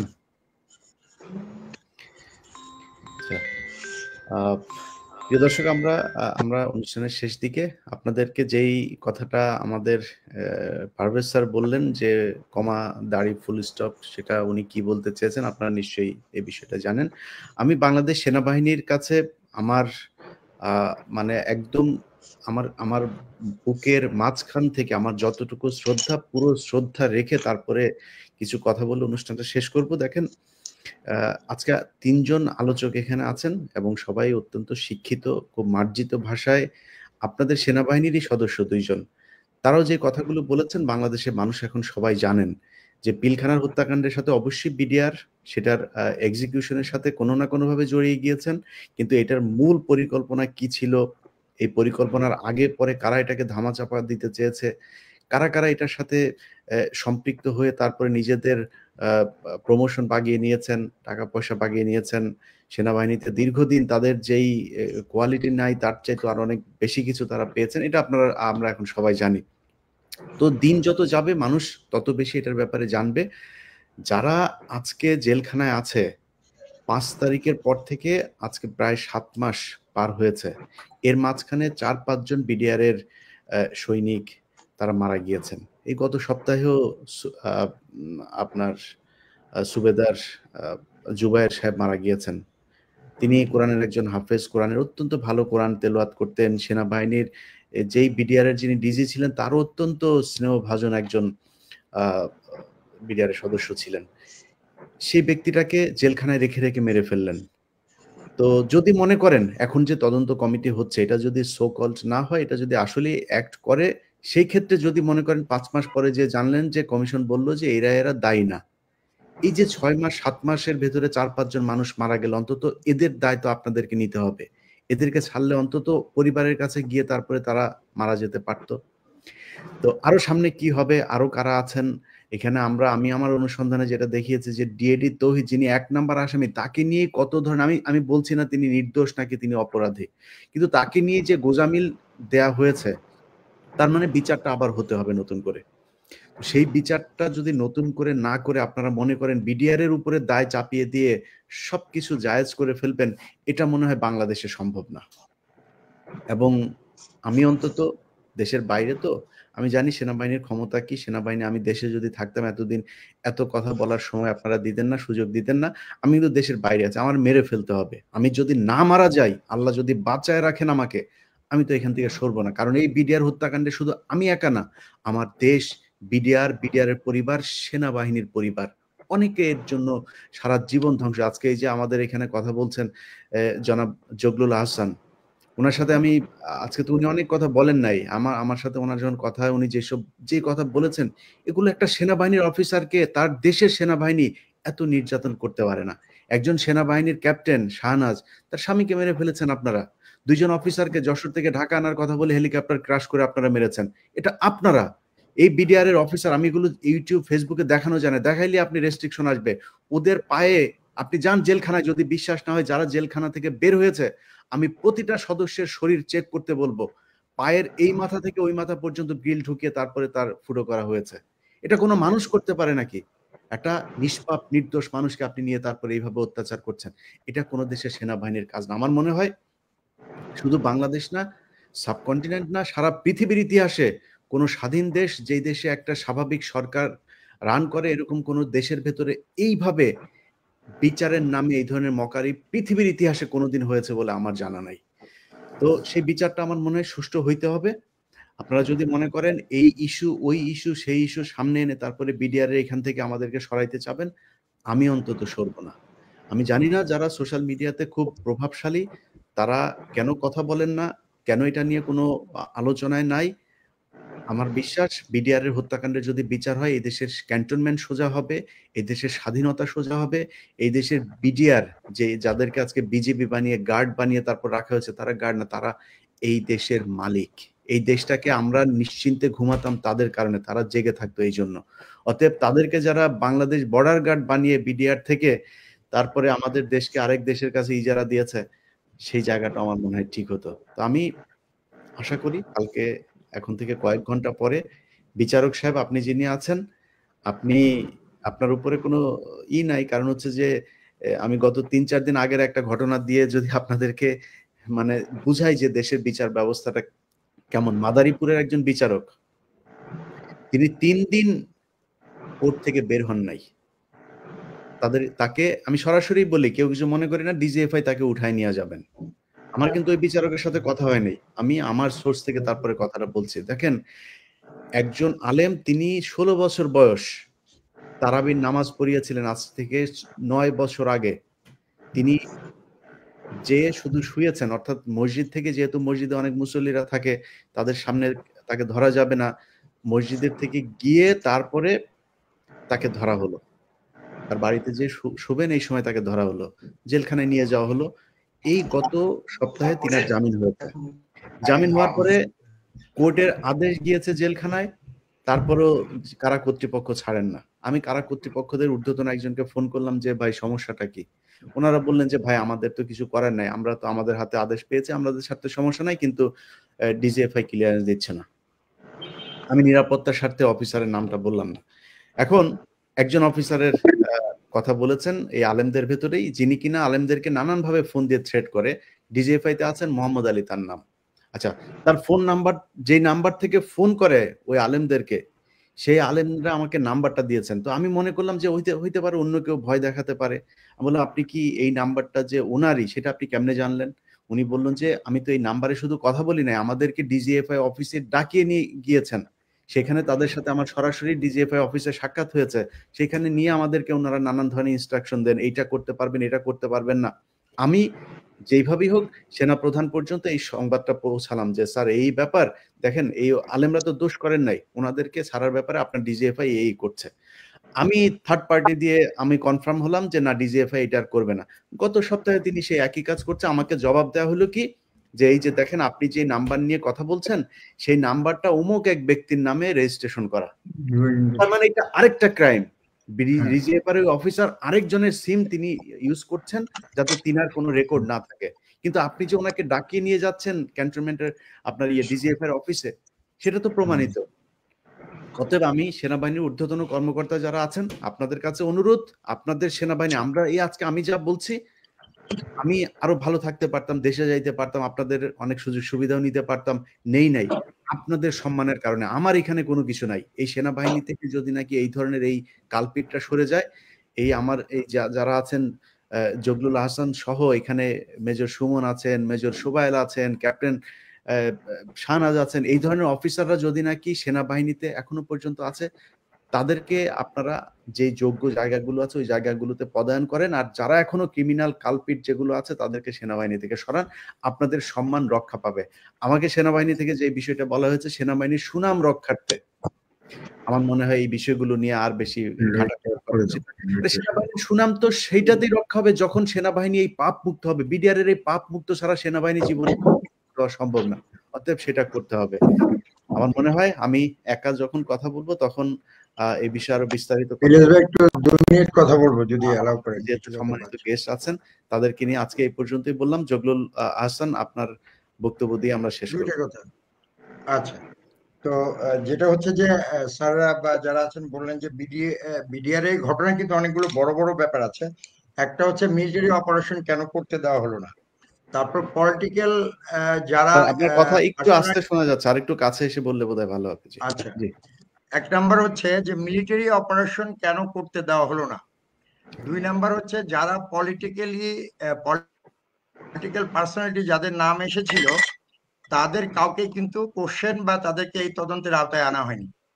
3 নাম্বার হচ্ছে it is a complete intelligence failure. ইন্টেলিজেন্সের অর্গানাইজেশনের যারা হেড ছিল তাদের কাউকেই এই তদন্তে তেমন ভাবে প্রশ্ন করতে দেওয়া হয়নি বা তাদেরকে দায়ী করা হয়নি। তারপর আরেকটা বড় ব্যাপার হচ্ছে ফিজিক্যাল বা অপারেশনাল সিকিউরিটি। বিজিবির যে ব্যাটালিয়ান বা বিডিআর এর যে ব্যাটালিয়ান ওখানে দায়িত্বে ছিল, তার কমান্ডিং অফিসারকে পরবর্তীতে উত্তর প্রমোশন দেওয়া হয়েছে। এই জিনিসগুলো কেন হয়েছে এগুলোর উত্তর জানা দরকার।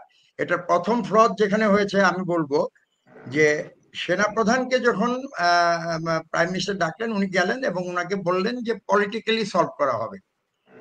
এখন কোশ্চেন হচ্ছে কোনটা পলিটিক্যাল ডোমেনে, কোনটা মিলিটারি ডোমেনে।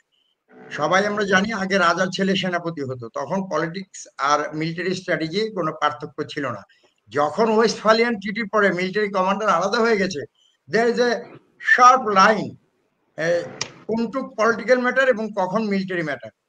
আপনি দেখেন যে আলোচনা পলিটিক্যাল ম্যাটার বা পলিটিক্যাল মিনস, কিন্তু যখন বুলেট ফায়ার হয়ে গেছে তারা যদি আটকে রেখেও বলতো যে আমরা এই দাবি আমাদের আছে, এগুলো মানতে হবে, still it was in the political domain. But যখন বুলেট ফায়ার হয়ে গেছে, আপনি কি আগে হত্যা বন্ধ করবেন না পলিটিক্যালি আলোচনা করবেন? সো এই প্রজ্ঞাকে আমাদের প্রাইম মিনিস্টারের ছিল না বা আমাদের সেনাপ্রধান মইনুল আহমেদের ছিল না। উনি এখন ভিডিও করেন, উনি বলেন যে এটা প্রাইম মিনিস্টার বা ক্যাবিনেট আমাকে বলেছে পলিটিক্যাল ডিসিশন। উনাকে আমি সাভারে বিদায়ের সময় প্রশ্ন করেছিলাম, স্যার আপনি কি ম্যাডামকে বলেছিলেন যে ম্যাডাম এটা পলিটিক্যাল ডোমেনে নেই, এটা মিলিটারি ডোমেনে চলে আসছে ফায়ারিং এর পরে, and it is 10 minutes operation. উনি আমাকে বললেন 10 মিনিটস অপারেশন কিভাবে? একটু বলি, প্রত্যেকটা মিলিটারি অপারেশনে সেন্টার অফ গ্র্যাভিটি থাকে। এটা একটা বিগার টার্ম, যেমন 71-এ ঢাকা ফল করলে বাকি সব ফল করবে।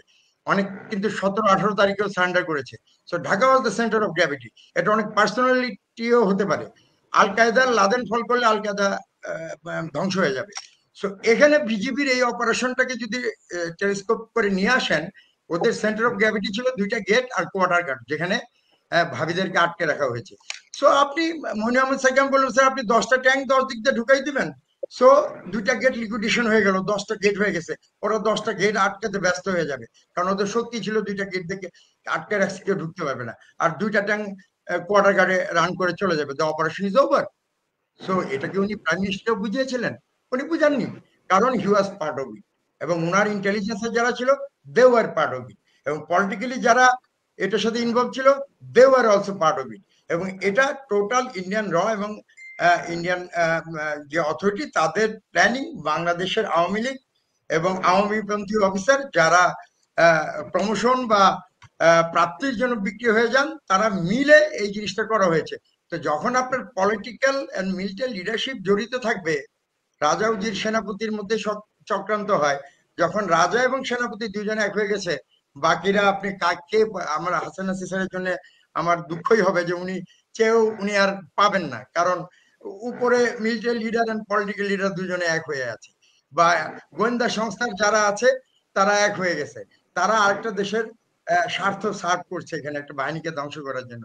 সেখানে আপনি পলিটিক্যাল লিডারদেরও পাবেন না, গোয়েন্দা সংস্থাকে পাবেন না, কাউকে ডেকেও পাবেন না। কেন এটা করা হলো, কেন প্রমোশন দেওয়া হলো, এগুলো কোনো কিছুর বিচার হবে না। আগে বিচার হতে হবে সেটা কেন প্রাইম মিনিস্টার এটা মিলিটারি পলিটিক্যাল ডোমেন বললেন, এবং military adviser, head of the adviser যদি বলেন, সেটা ছিল মইনুল আহমেদ, তার সেখানে বলা উচিত ছিল।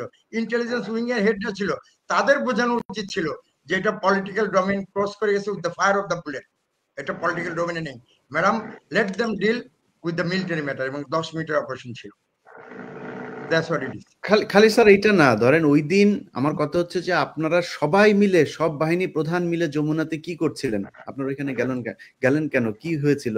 আর আপনি যেটা বললেন যে এটা একটা ইন্টেলিজেন্ট একটা ফেলুর ছিল, আমি মনে করি যে they have done everything very very perfectly. আমি একটু বলবো, জি স্যার। আচ্ছা, এখানে ও জগলুল যেখানে বলছে সেখান থেকে আমি কন্টিনিউ করি। বেলা 3টার সময় যে 14 জন খুনি যারা প্রধানমন্ত্রীর সাথে সাক্ষাৎ করলো, তখন ওই 3 বাহিনী প্রধান ওখানে ছিলেন। তো প্রথমে বিষয়টা হচ্ছে যে কারা গেল, এই 14 জন কারা, এই list DGFI, NSI, SB, SSF এই কমিশনকে দেয় নাই। এটাও প্রমাণ করে যে তারা এটার সাথে সম্পৃক্ত। কেন প্রধানমন্ত্রীর একটা, যেখানে ভিতরে যে হত্যাকাণ্ড হয়েছে সেটা ইন্ডিয়ান 2টা টিভি চ্যানেল 24 ঘন্টা এবং এনডিটিভি শো করে ফেলেছে, অলরেডি বলে ফেলছে। বেলা 2টার দিকে 2টা লাশ সুয়েরেজ ড্রেন দিয়ে বেরিয়ে গেছে, কর্নেল মুজিব আর কর্নেল এনায়েতের। দ্যাট মিনস ভিতরে হত্যাকাণ্ড, গোলাগুলি তো সকাল থেকেই শুনতেছি আমরা 9:30 থেকে। 3টার আগেই, মানে ওই টিম যখন যমুনাতে গেছে তার আগেই কিন্তু হত্যা যে হয়েছে সেটার প্রমাণ, ফিজিক্যাল ডেড বডি বেরিয়ে গেছে। সেই পরিস্থিতিতে যখন 14 জন হত্যাকারী যখন প্রধানমন্ত্রীর সাথে সাক্ষাৎ করে, সেই বিষয়টাই কিন্তু প্রথম প্রশ্নের সম্মুখীন হইতে হবে, যে এই হত্যাকারীদের সাথে সরকার প্রধানের সাক্ষাৎ করবে কেন, যেখানে আমার কাছে ডেড বডি, আমার সেনাবাহিনীর 2টা ডেড বডি আমার হাতে আছে। প্রথম প্রশ্ন, তারা কারা, তাদের পরিচিতি এই সরকার কেন প্রকাশ করবে না, কি তাদের সাথে, এখানে কারা ছিল? তারা যে দাবি করলো যে আমরা 3 বাহিনী প্রধান থাকলে কথা বলবো না, প্রধানমন্ত্রী 3 বাহিনী প্রধানকে বের করে দিলেন এবং তারা সুবোধ বালকের মতো ওখান থেকে বেরিয়ে গেল। এটা খুবই মানে আমার কাছে এগুলো নাটক এবং খুব ছেলে খেলার মতন মনে হয়েছে। যেটা কোনো রাষ্ট্রীয় পর্যায়ের কোনো স্কুল লেভেলের কোনো টাটকের ডিজিএফআই নিজে তো স্যার, এই যে ক্যাপ্টেন শাহনাজ যে বক্তব্যটা দিয়েছেন যে ডিজিএফআই ডিজি নিজে, তারা ওইখানে যে গাড়িগুলোতে লোকজন বের হয়ে যাচ্ছিল পিলখানা থেকে, সেটাকে আটকিয়েছিল। আটকানোর পর ডিজিএফআই ডিজি নিজে বলেছে যে তাদেরকে, তোমার কে বলেছে এদেরকে ধরতে, ধমক দিয়ে তাকে সরিয়ে দিল। তো যেহেতু আর্মির একটা চেইন অফ কমান্ড থাকে, তারা অফিসারদেরকে ইগনোর করতে পারে নাই, তারা তাদেরকে ছেড়ে দিতে বাধ্য হয়েছে। এবং সেটার কারণে পরবর্তীতে শাহনাজের নানান ধরনের ক্ষতি করা হয়েছে, তিনি চাকরিতে থাকতে পারেন নাই।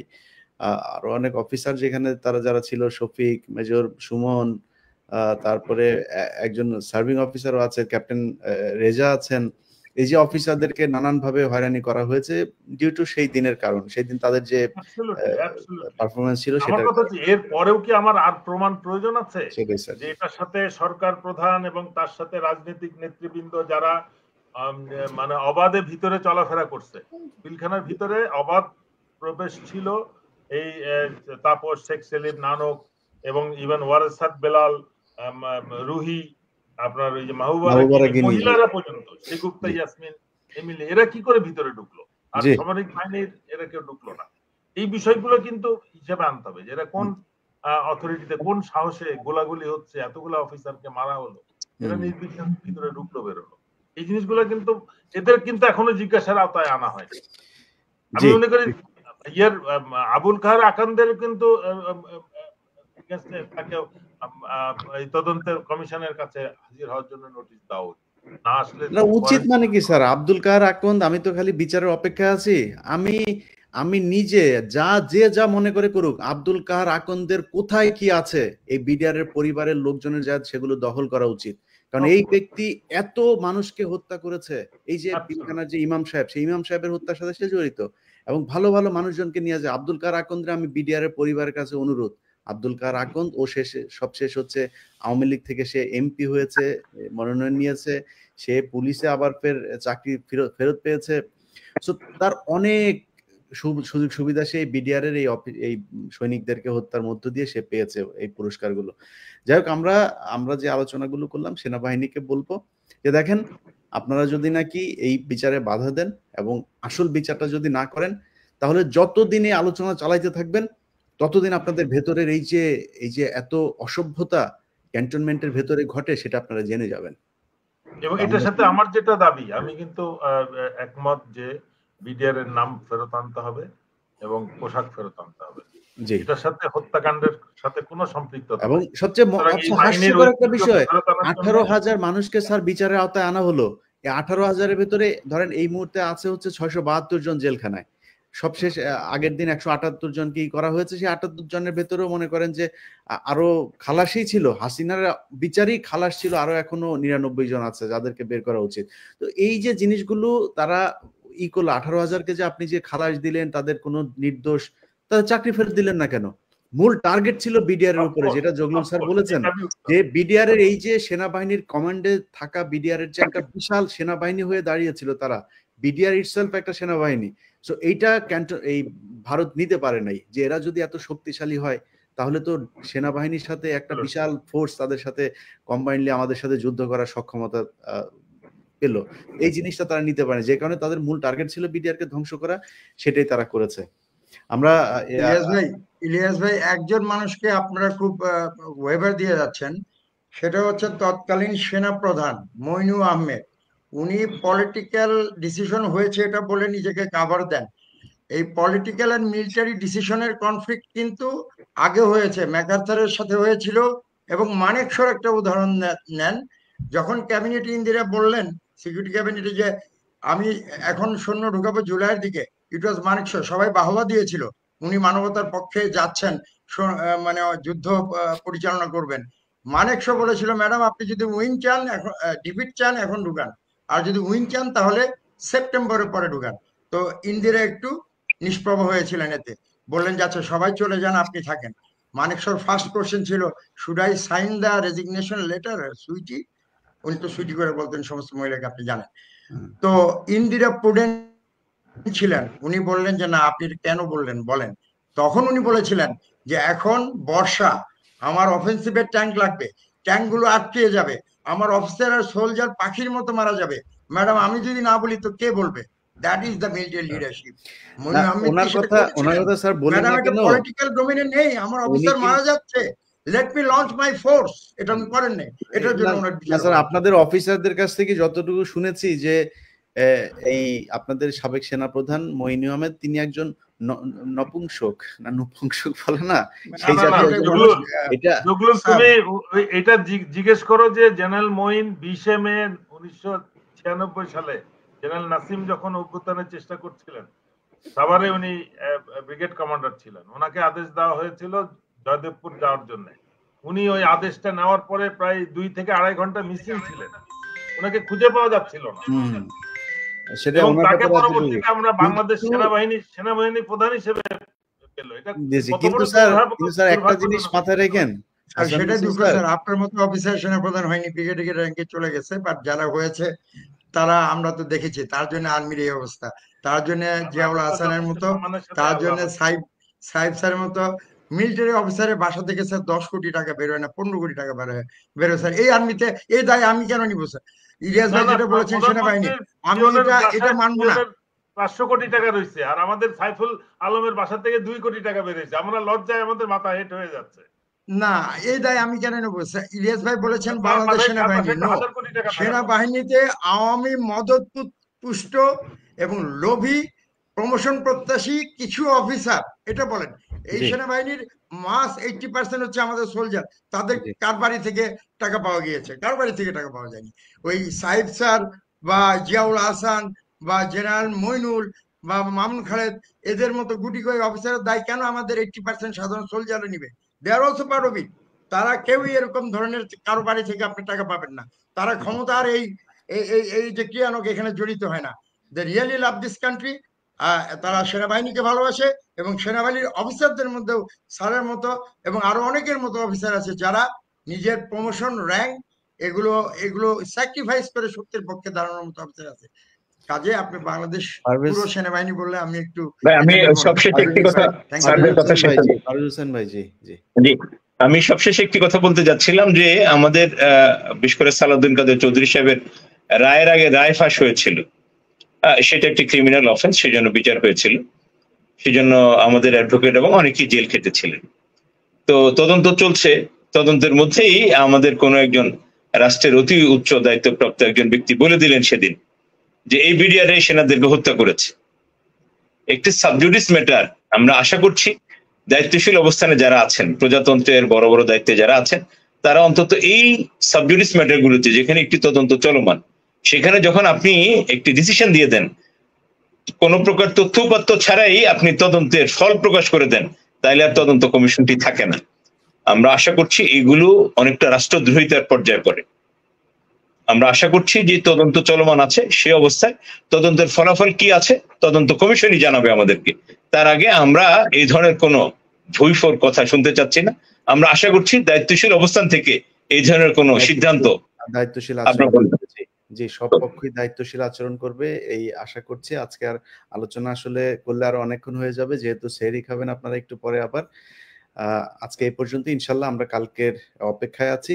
সেনাবাহিনীকে আবারও বলবো, আমাদের পারভেজ স্যার সবচাইতে ভালো জানেন, বিশ্বাস করেন। আপনারা দুজন আর্মি অফিসার আছেন, আপনারাও হয়তো এই বিষয়গুলোর সাথে এত বেশি সম্পৃক্ত না, যেটা মানে ওদের পরিবারগুলো না, বিশ্বাস করেন, ধ্বংস হয়ে গিয়েছে একদম। ভিক্ষা করে খায়, বিডিআর এর পরিবার ভিক্ষা করে খায়। আমি নিজে চিনি, আমি মানে ইয়ের কথা বলা ঠিক না, তারপরেও একটা জিনিস বলি, দেখেন আমি মানে এদের মন মানসিকতা কিরকম, আমি খালি এইটুকু বলার জন্য কথাটা বলছি। আমি গত সপ্তাহে আমি যে কোনো একটা মাধ্যমে জেলখানায় 30,000 টাকা পাঠিয়েছিলাম ওদের ইফতারের জন্য, যে আমি আমার জাকাতের টাকা এগুলোর বা দানের টাকা থেকে আমি একটা ওনাদেরকে দিয়েছিলাম, যে ওনারা কি খাবে না খাবে।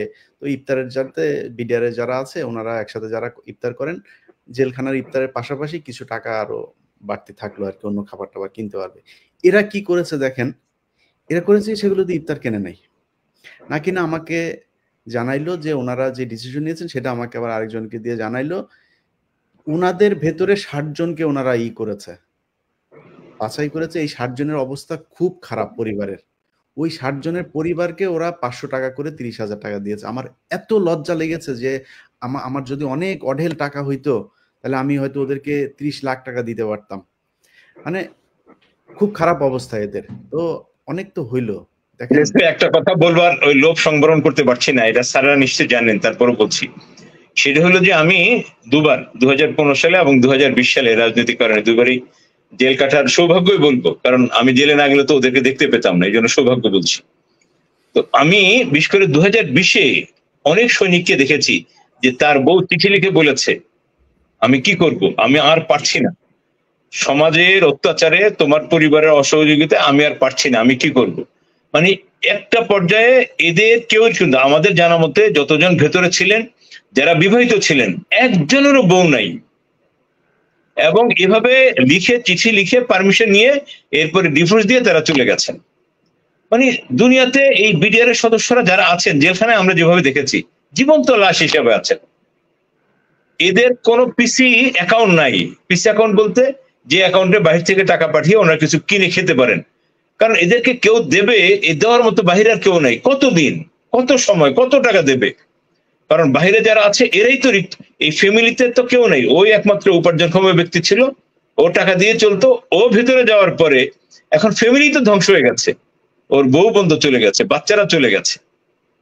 মানে এই নির্মমতার শেষ নাই। ভেতরে ওদের কাছে দেখলে মানে কতগুলো, আমি বললাম না যে এই ইয়েকে লাস্টকে গোসল করানো শেখানো, আমি সেটা ওখানে গিয়ে শিখলাম যে একজন বিডিআর সদস্য মারা গেছেন, তাকে দাফন কাফনের জন্য কাফনের কাপড় কেনা, কোনো ব্যবস্থা, মানে কি যে নির্মম অবস্থা ওদের, এগুলো বলে শেষ করা যাবে না প্রতিটি মানুষের।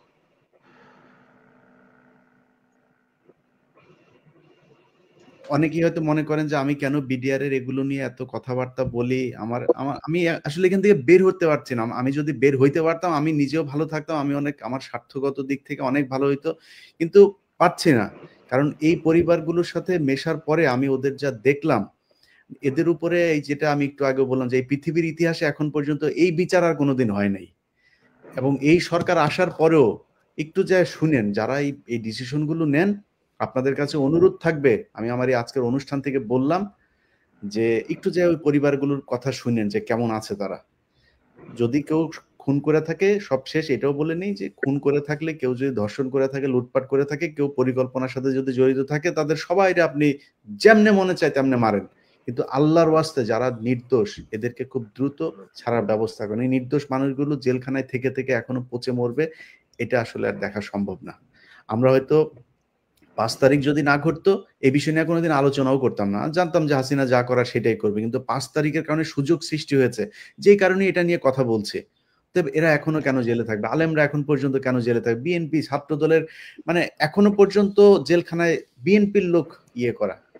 সবচাইতে বেশি অ্যাক্টিং হচ্ছে এই যে আপনার জামাতের লোকজন অ্যাক্টিভ, তারা হচ্ছে তাদের লোকজনের তারা সারানোর ব্যাপারে খুব তৎপরতা দেখায়, কিন্তু এর বাইরে বিএনপি বলেন, তারপরে সাধারণ মানুষ যারা কিনা বিভিন্ন সময় লেখালেখি করে জেলখানায় গিয়েছে, তাদের অনেকে এখনো পর্যন্ত জেলখানায় আছে।